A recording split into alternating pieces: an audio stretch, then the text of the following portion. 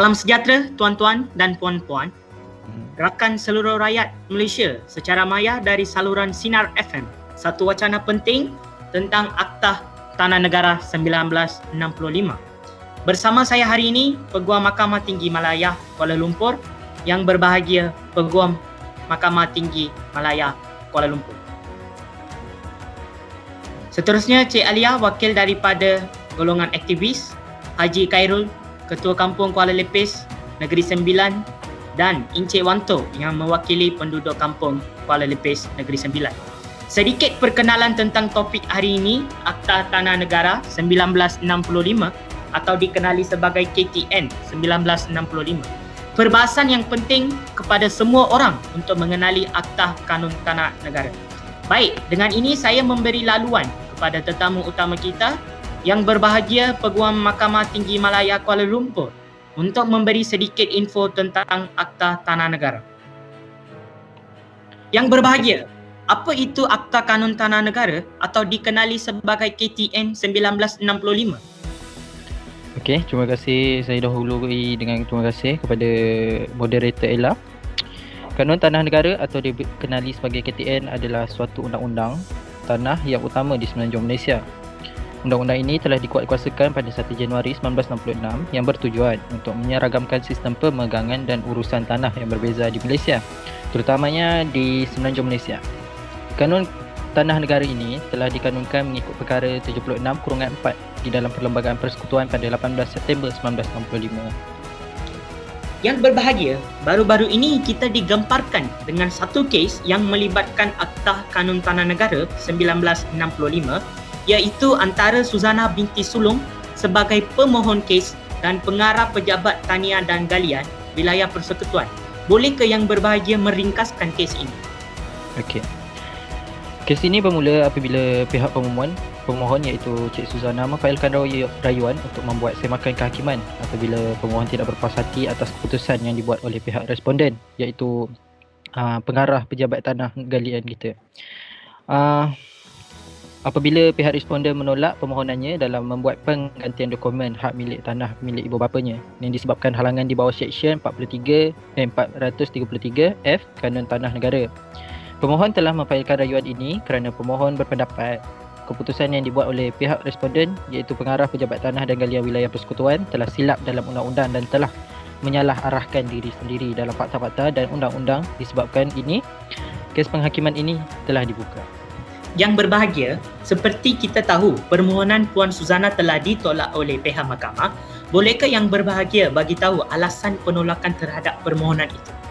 Keputusan penghakiman telah menolak permohonan pihak pemohon untuk membuat semakan kehakiman. Tindakan ini dibuat atas beberapa sebab, iaitu tiada tindakan yang menyalahi undang-undang telah dilakukan oleh pihak responden dan mahkamah mendapati bahawa pemohon salah dalam mentafsir undang-undang yang perkara ini menyebabkan kesalahfahaman maksud tentang Seksyen 433F Kanun Tanah Negara. Baik, terima kasih atas penjelasan tadi. Seterusnya saya mempelawa wakil aktivis Cik Alia. Cik Alia, bolehkah saya tahu apakah peranan aktivis dalam menyelesaikan masalah tanah yang dihadapi oleh masyarakat atau penduduk? Okey, Assalamualaikum. Assalamualaikum, selamat sejahtera. Berbalik kepada soalan moderator, kita ada pelbagai masalah yang dihadapi melibatkan kanun tanah ini, dan antara salah satu contohnya adalah apabila masyarakat sendiri datang merujuk kepada kami bagaimana cara untuk contohnya yang saya bagi adalah untuk tukar syarat tanah rizal Melayu pegangan mereka. So, maksudnya kami membantu mereka dalam pelbagai aspek. Dan keutamaan kami adalah untuk membantu mereka dan membawa kami ini sebagai satu platform kepada mereka untuk masalah mereka didengari oleh pihak yang sepatutnya. Cik Alia, jelaskan prosedur yang perlu dibuat dalam menguruskan kes tanah negara ini. Okey, kalau dia di sini dia terdapat pelbagai masalah dan saya ketengahkan satu cara, iaitu ini adalah syarat yang paling common ataupun paling biasa yang berlaku adalah untuk syarat tukar tanah rizab Melayu. Permohonan tukar syarat tanah Melayu ni terletak di bawah Seksyen 124/1A dan C bagi Kanun Tanah Negara, yang mana pemilik tanah rizab Melayu dia boleh memohon kepada pihak berkuasa negeri untuk mengubah ataupun mengenang kategori kegunaan tanah dan syarat nyata tanah yang baru. Dan cara macam mana kita nak memohon adalah dia mesti membuat melalui pentadbir tanah daerah yang berkenaan, ialah sebab hal ehwal tanah berada di bawah hal ehwal negeri, dan kemudiannya dibuat oleh pemilik tanah sendiri ataupun pemegang surat kuasa wakil, kita panggil PA, dan juga pemohon hendaklah disertakan dengan dokumen yang berkaitan.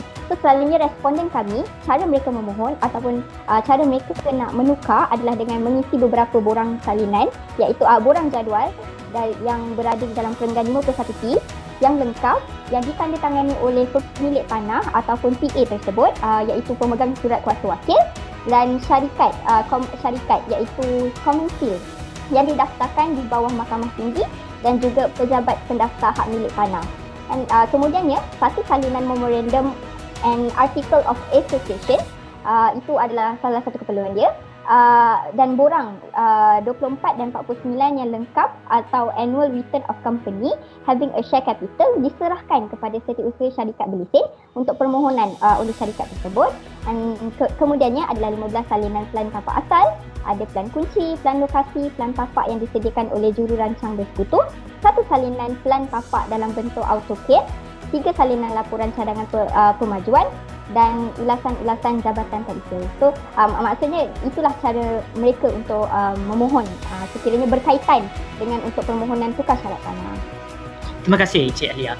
Cik Alia, bagaimana masyarakat boleh membuat aduan sekiranya mereka menghadapi masalah tanah ini? Sekiranya mereka menghadapi masalah tanah, macam saya ketengahkan tadi, layak akan ambil contoh tadi, contohnya adalah untuk permohonan tukar syarat tanah. Sekiranya mereka tidak tahu, mereka boleh datang kepada aktivis seperti kami, dan kami akan berusaha untuk membawa masalah mereka ini kepada peringkat yang lebih, maksudnya peringkat yang boleh menyelesaikan masalah mereka. Dan kami akan cubalah untuk dengan kuasa aktivis yang kami ada, bukan kuasa tapi dengan suara yang kami ada, kami akan cuba sedaya upaya untuk membantu mereka mendapatkan hak penghakiman bagi mereka sendiri. Dan adakah pelaksanaan kanun ini relevan pada pandangan Cik Alia? Pada pandangan saya, kanun tanah ini sangat relevan sebab dalam kanun tanah ini, sekiranya individu tersebut tidak terletak ataupun tidak dibinding dalam istilah mahkamah dalam istilah penghakiman, sekiranya mereka tidak tertakluk kepada undang-undang, contohnya macam undang-undang yang melibatkan Negeri Sembilan yang mana ada Kopassus itu sendiri kan. So saya rasa benda ini sangat berkesan untuk kepada mereka yang tidak terikut dengan perundangan yang sebegitu rupa. Makna kata mereka akan mendapatkan penghakiman yang sewajarnya, dan tujuan undang-undang itu diwujudkan sendiri adalah untuk membagi penghakiman yang sewajarnya dan memberi keadilan kepada mereka yang sepatutnya mendapatkan keadilan. Baik, terima kasih Alia. Bagaimana pula pendirian yang berbahagia terhadap undang-undang yang sedia ada ini? Pendirian saya terhadap undang-undang sedia ada juga adalah baik, kerana setiap undang-undang mempunyai matlamat dan fungsi tersendiri dalam masyarakat. Walaupun ianya sering mendapat kritikan dari pelbagai pihak, namun kita harus ingat bahawa untuk merangka sebuah undang-undang ianya memakan masa yang sangat lama. Dan jika ada sebarang undang-undang yang bersifat penindasan, maka ianya terletak pada tangan badan perundangan atau legislatif sama ada ingin menggubal atau memansuhkan undang-undang tersebut. Badan Kehakiman hanya sebagai pelaksana dan mentafsir undang-undang di dalam negara sahaja. Badan ini tidak mempunyai kuasa dalam menetapkan undang-undang yang perlu dilaksanakan di dalam sebuah negara. Yang berbahagia, sebagai Peguam Mahkamah Tinggi Malaya Kuala Lumpur, apakah pandangan yang berbahagia terhadap undang-undang ini? Okey, pada pandangan saya sebagai pelaksana undang-undang terhadap keputusan mahkamah ini adalah baik, kerana sebagai seorang peguam, saya perlu menghormati keputusan mahkamah bagi terus menjamin kestabilan serta keyakinan masyarakat terhadap institusi undang-undang serta kehakiman negara. Hal ini kerana setiap keputusan yang dikeluarkan oleh mahkamah adalah berdasarkan peruntukan undang-undang yang telah lama wujud dalam negara kita, yang telah dirangka berpandukan Perlembagaan Persekutuan Negara. Sebarang ketidakpuasan terhadap suatu keputusan atau perkara bolehlah disalurkan melalui proses dan peruntukan undang-undang yang telah ditetapkan dalam negara kita berdasarkan prinsip-prinsip perlembagaan yang telah diikuti semenjak negara kita merdeka pada 1957 yang lepas. Cik Alia, bantuan apa yang ditawarkan oleh golongan aktivis dan berapakah kos yang dikenakan dalam menguruskan masalah tanah ini? Daripada pihak kami as aktivis, kami hanya menyediakan platform kepada mereka yang menginginkan bantuan kami ini untuk kami bawa masalah mereka ini kepada badan yang boleh menyelesaikan masalah mereka. Dan kalau berkaitan bayaran kami tidak mengenakan sebarang bayaran kepada mereka, ataupun kita panggil FOC lah, free of charge kepada mereka, sebab kami ada dana kami sendiri. Cik Alia, sekiranya mahkamah tolak kes, apakah tindakan yang selanjutnya dari pihak aktivis? Okey, kalau mahkamah telah bertindak dengan menolak kes, kami akan tolong semampu yang kami boleh. Tetapi harus diingati bahawa keputusan adalah di tangan badan kehakiman itu sendiri. So, maknanya kata kami akan bantu selagi mana yang mampu kami beri tertakluk di bawah perundangan lah. Boleh Cik Alia menjelaskan hak rakyat terhadap tanah mereka? Okey, kalau bercakap daripada segi hak rakyat terhadap tanah, apa yang mereka perlu tahu adalah hak mereka itu sendiri. Sebab ada di dalam sesetengah contohlah, di dalam sesetengah kepada mereka yang datang mencari kami, mereka sebenarnya tidak arif ataupun tidak mengetahui dengan lebih lanjut berkenaan akta-akta tanah ni. Maka pada pandangan saya, hak mereka adalah sewajarnya adalah untuk mereka mengetahui sendiri apa yang mereka boleh lakukan dan apa hak mereka terhadap tanah mereka itu sendiri. So pada pandangan saya, hak mereka tu mereka kena tahu. Maksudnya dari makna kata adalah mereka perlu tahu mereka punya hak. Mungkin daripada medium kerajaan mewartakan ke, saya berpendapat begitu. Baik, seterusnya soalan saya kepada Haji Khairul selaku Ketua Kampung. Apakah tindakan yang diambil oleh Ketua Kampung sekiranya penduduk menghadapi masalah dalam isu tanah, dan adakah Haji Khairul pernah mengalami situasi ini? Okay, terima kasih kepada moderator kita iaitu Encik Ella. Assalamualaikum dan salam sejahtera. Okey, hari ini saya akan membahas sedikit pendapat saya berkaitan dengan isu persediaan tanah ini. Bagi saya terdapat dua cara penyelesaian yang boleh diguna pakai bagi menyelesaikan masalah ini, iaitu melalui pengadilan ataupun melalui pejabat tanah di kawasan masing-masing. Okay, melalui cara ini, pemilik tanah boleh membuat satu aduan kepada pejabat tanah berkaitan. Pengadu perlu mengisi borang yang diberikan oleh pihak pejabat tanah bagi membuat huraian ringkas berkaitan dengan masalah yang ingin diselesaikan. Antara yang diperlukan adalah seperti identiti pemilik tanah, surat tanah, bukti bagi mempertahankan isu tersebut. Jika kita menyelesaikan dengan cara yang baik ataupun dengan provide bukti-bukti yang diperlukan, maka pihak pejabat tanah akan membantu pengadu dalam membuat penyidikan dan mengumpul data-data berkaitan dengan permasalahan tersebut. Okey, tambahan pula, jika pengadu tidak menipu ataupun tidak bersalah, tanah yang dituntut sudah pasti akan diberikan semula tanpa memerlukan satu pembicaraan seperti kes yang kita kaji sekarang.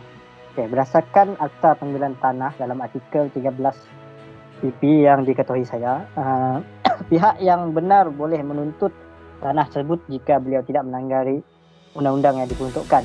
Tetapi bagi kes sebelumnya, di mana pengadu tersebut didapati gagal dalam menukarkan nama pemilik tanah, sebelumnya di mana pengadu tersebut pemilik tanah yang dahulunya adalah tanah hak milik orang lain dan telah diwariskan kepada anak-anak pemilik tanah terdahulu. Oleh itu, pengadu tersebut dilihat gagal untuk memenuhi tuntutan yang diminta oleh pejabat tanah dan beliau telah gagal dalam menuntut tanah tersebut. Haji Khairul, sebagai Ketua Kampung, apakah cabaran yang dihadapi dalam menyelesaikan masalah tanah yang dihadapi oleh penduduk kampung Kuala Lepis? Okey, sudah pasti cabaran yang dihadapi oleh saya sebagai Ketua Kampung sudah pasti banyak. Terutama bagi memastikan keamanan kampung terjaga, di mana sengketa berkaitan tanah ini sudah pasti akan terjadi. Jika kita tidak menenangkan mereka, sudah pasti akan membawa kepada perselisihan yang lebih berat. Oleh itu, tindakan yang boleh dilakukan adalah dari segi menasihati dan membantu pihak berkaitan dalam menguruskan masalah ini dengan baik tanpa sebarang masalah. Selain itu, saya juga akan menasihati pengadu untuk lebih berhati-hati dalam melakukan perjanjian berkaitan dengan isu tanah ini tanpa pengetahuan tentang undang-undang tanah itu sendiri. Kesilapan yang kecil sudah pasti akan menyebabkan satu kegagalan untuk mendapat tanah tersebut. Terima kasih Haji Khairul. Seterusnya soalan saya kepada Encik Wanto. Bagaimana kehidupan peribadi anda telah dipengaruhi oleh kewujudan undang-undang tanah negara yang sedia ada? Okey, terima kasih kepada moderator kita Encik Ella. Menurut pandangan saya, kewujudan undang-undang Akta Tanah Negara ni sebenarnya dapat menjaga hak-hak semua orang dari segi yang memegang pajakan atau gadaian yang tidak boleh disangkal. Bagi saya juga, kewujudan undang-undang Akta Tanah Negara di Malaysia ni yang mempunyai peraturan yang mengikut keperluan sememangnya akan menjamin kesinambungan dan kemajuan masyarakat. Okay. Dan Encik Wanto, apa perasaan anda sebagai individu yang pernah mengalami masalah tanah ini? Okey, sebenarnya saya juga pernah mengalami masalah kes tanah ni seperti Cik Suzana. Perasaan saya sudah semestinya kesal dan kecewa apabila permohonan saya untuk bertindak sebagai wakil kuasa terhadap segala perkara mengenai harta tanah dan hal kewangan ditolak oleh Jabatan Peguam Negara. Hal ini demikian kerana kesilapan tersebut berpunca daripada diri saya sendiri. Saya bertindak dengan tidak munasabah dan gagal untuk membenarkan surat kuasa wakil didaftarkan. Saya juga telah gagal membekalkan apa-apa penjelasan yang munasabah berkenaan dengan keengganan mendaftarkan surat kuasa wakil tersebut. Hal ini juga menyebabkan pihak Jabatan Peguam Negara telah membantah dalam permohonan untuk mendapatkan kebenaran tersebut. Dan Encik Wanto, tindakan anda dan bagaimana anda membuat aduan sebagai langkah untuk menyelesaikan masalah tanah ini? Apabila permohonan saya untuk bertindak sebagai wakil kuasa berkenaan dengan segala perkara mengenai harta tanah dan hal kewangan ditolak, saya sepatutnya membuat rayuan statutory atau remedy alternatif. Rayuan ini merupakan suatu halangan kepada sebakan kehakiman kecuali dalam keadaan-keadaan khas. Di dalam kes ini saya juga akan membuat rayuan kepada Mahkamah Tinggi seperti mana yang diperuntukkan di bawah Seksyen 418 Kanun Tanah Negara 1965 KTN. Encik Wanto, sebagai orang awam, sejauh manakah pengetahuan anda tentang Akta Kanun Tanah Negara ini? Sebenarnya saya kurang faham tentang Akta Kanun Tanah Negara ini. Tetapi menurut apa yang saya ketahui dari hasil carian Google saya mendapati Kanun Tanah Negara KTN ini adalah satu undang-undang tanah yang utama di semenanjung Malaysia. Ciri-ciri sistem tanah yang diamalkan adalah seperti sistem Torrens. Sekian, terima kasih. Baik, saya berbalik kepada yang berbahagia peguam. Apakah cadangan berbahagia peguam terhadap undang-undang yang sedia ini? Adakah undang-undang ini perlu penambahbaikan? Okey. Sejujurnya kita dapat nampak masalah ni berlaku sebagai seorang awam. Orang awam, kebanyakan orang awam tak mengetahui benda ni, undang-undang dalam negara kita. Jadi cadangan saya untuk penambahbaikan undang-undang yang sedia ada adalah dengan cara pendedahan awal tentang perlembagaan negara dan prosedur badan kehakiman negara serta institusi yang terlibat dalam pentadbiran negara. Kerajaan perlu meningkatkan lagi pendedahan masyarakat tentang undang-undang yang terdapat di Malaysia. Langkah ini boleh dilaksanakan dengan cara memasukkan ilmu perundangan sebagai mata pelajaran di sekolah-sekolah dan institusi pendidikan yang lain bagi memberikan pendedahan awal terhadap masyarakat dalam memahami setiap undang-undang umum yang perlu mereka ketahui bagi mengelakkan salah faham dalam mentafsir undang-undang negara. Pengetahuan ini juga amat penting bagi membantu masyarakat dalam mengetahui hak-hak mereka dalam institusi sosial yang mampu membantu mereka daripada sebarang penindasan yang akan berlaku di kemudian hari. Okey, terima kasih. Baik, terima kasih kepada tetamu-tetamu kita hari ini. Peguam Mahkamah Tinggi Malaya Kuala Lumpur yang berbahagia Tri Julianto, Cik Alia, wakil daripada aktivis, Haji Khairul, Ketua Kampung Kuala Lepis dan Encik Wanto yang mewakili penduduk Kampung Kuala Lepis. Terima kasih.